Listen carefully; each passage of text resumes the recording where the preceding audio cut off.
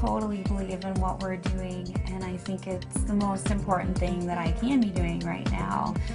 There are so many people who are sick, and if this can help them, people have to know about this. It's fantastic that I get to share this with my family, that we're doing this together, and that we both feel so passionately about it. She was on over 40 different medicines. She had been on methotrexate and Plaquenil, one of those which nearly destroyed her vision. All the potent anti-inflammatories, the Vioxx and the Celebrex, and was on all sorts of painkillers and all sorts of antibiotics. She had classic steroid toxicity. Her face was the shape of a moon because there's a lot of swelling that occurs in the face. At the age of 16 was diagnosed with juvenile rheumatoid arthritis, and that evolved into a lupus condition, a diagnosis of interstitial cystitis, an autoimmune disorder. Bedridden 4 years. Her mother thought she would never survive. I went to talk to William as a friend and as a doctor about his experience with patients and how they used cannabis. Seeing what the juicing did for me, using it in this form, was so significant. It changed my life. About 4 to 6 weeks after I started on juicing every day, I had no more back pain. I didn't need pain pills. I felt the best I ever had. A lot of people think cannabis and pot are not medicine. I had stumbled on an article in Scientific American, December 2004.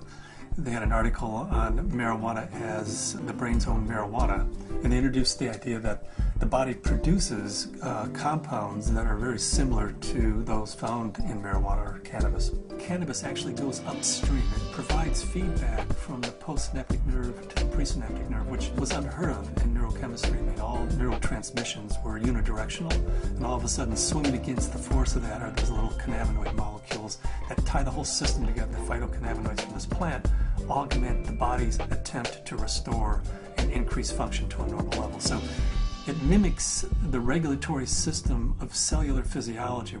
And recently the Food and Drug Administration has approved of CBD, which is a cannabinoid like THC, one of 80 cannabinoids. The federal patent compares vitamin C, vitamin E, and CBD or cannabidiol. CBD turns out to be more potent than either of those two. The thing that I warn my patients of is if you're going to be juicing this flower and this leaf and you're going to be doing this high-dose, non-psychoactive cannabinoid dietary approach, please do not heat it. When you heat cannabis, you make it psychoactive, which for a large part of the community, the psychoactivity of a plant is a measure of its medical quality. But it's really quite the inverse. If you heat or age cannabis in any way, you're destroying some of the medicinal properties of it. To use the plant effectively, we have to use it the way it evolved over 34 million years, which is raw. Because when it's raw, the THC is bound up as THC acid.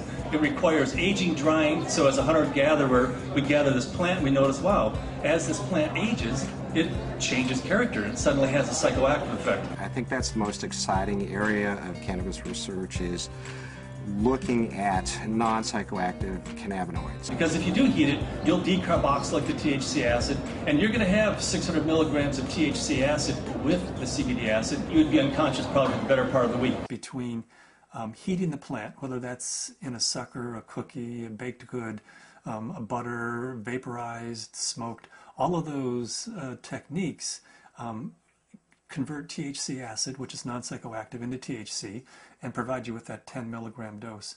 But if you eat the plant raw, then THC acid is the way it's found in the plant. It's not psychoactive.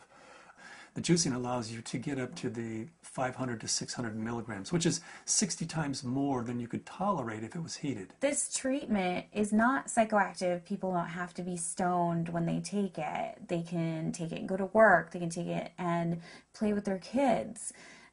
It's hard for me to understand laws against something like green leaf therapy and to think that prednisone is legal. We're still fighting the stigma of marijuana back from the 20s, 30s, 40s, 50s. I was a prosecutor for 8 years in Mendocino County, so I know it from both as a defense attorney and as a prosecutor. The 1972 Controlled Substances Act said that marijuana has no medical value whatsoever. The federal government has a patent on its medical properties. The Food and Drug Administration has approved it as investigative new drug. I have not found the United States to be very open about cannabis research. In order to print an article in a peer-reviewed journal, you have to use cannabis that they've certified for your study. And there are physicians who have waited 3, 4, 5, 6 years, some even longer than that, to just get a sample. The federal government's been kind of schizophrenic in the way it looks at marijuana. It says it has no medical value under that act, but at the same time, the federal government has been funding research in marijuana for years, for decades. And they've even patented certain strains of marijuana because they recognize it has that medical value. The California Narcotic Officers Association does not believe in medical marijuana. They believe it's all a big scam, and that's how they train law enforcement officers. Law enforcement is allowed to take a percentage of all assets that are forfeited and seized under the state and federal asset forfeiture law. So it takes the really enlightened and compassionate law enforcement officer to recognize that these medical marijuana laws are designed to protect patients. I was trained when someone had marijuana, you took them to jail. There wasn't a medicine use for marijuana. It's an illegal substance, and people went to jail for it. In 1996, California took a huge leap. I didn't support Proposition 215 because of the education I had, the experience I had, and what I had seen through the illegal marijuana gardens that I had seen throughout my career. Since 1996, I have changed my opinion somewhat. I believe there is a very clear medicinal use for marijuana. That being said, I believe that there are a large percentage of people who use marijuana as an excuse to either make profits or for recreational. The people who use marijuana for the true intended use that the voters passed, medicinal, I'll do everything I can to support their rights. There's many more things that law enforcement can be focused on than medicinal marijuana. And I don't want to give the impression at all that I support people who are growing marijuana for medical purposes 364 days of the year, and then one day a year they make a big sale for a couple $100,000, and they're a commercial seller that one day of the year. They're the people who are causing problems for the people who really and truly need and can use medical marijuana.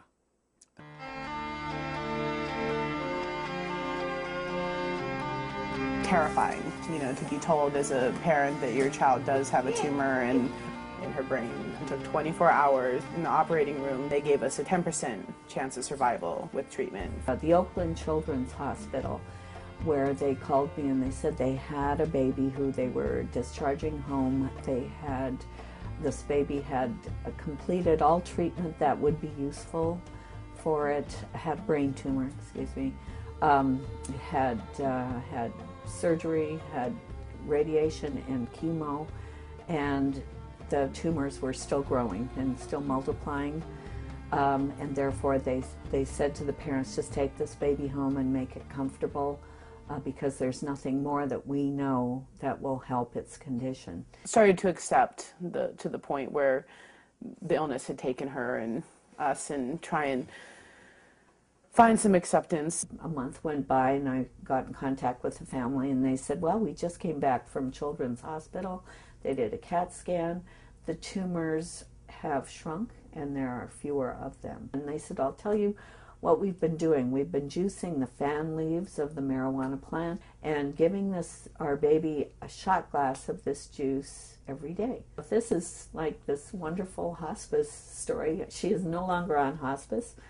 I brought the oxygen concentrator back. It's just one of those wonderful success stories. The plant is a pretty amazing plant because it appears that the juice of this plant is saving this baby's life. Here we have something that can really change people's lives. I mean, I was laying in bed, catheterized, thinking that physicians were just trying to make me comfortable. They really didn't think that there was anything more that they could do, and that I may not live to be 30, which I am now. That was the best I could hope for. the best I could hope for was taking enough methadone and Percocet every day that I just didn't feel anything at all. I had gotten in touch with Dr. Courtney because we had received a doctor's recommendation from one of his patients, and in it asked that they start juicing the leaves and having capsules and a few other items which I didn't know anything about. So after I contacted him, I was really excited to hear that there might be some other alternatives to the smoking of the cannabis. These are friends we've had in the past year. They said, your father's not the same as he was when we first met him, and he seems to be much more alive and much, doing a lot more and more active. And I had informed them that it was because of the juice that he had been taking. Right after we started juicing, that he seemed to be more active. We would do things out in the garage more, and he wouldn't spend so much time in his chair. We have ran out periodically in the last year and a half, and that's what made me convinced that he needed it, because when he would run out, he would have trouble getting out of the car. I had 4 doctors tell me that I should have a hysterectomy. You either have no ovaries, or at the very least you're sterile. That my endometriosis was so bad I would never be able to have a child. Despite very potent birth control, despite being sterile, Zahaya decided she was going to come join the party.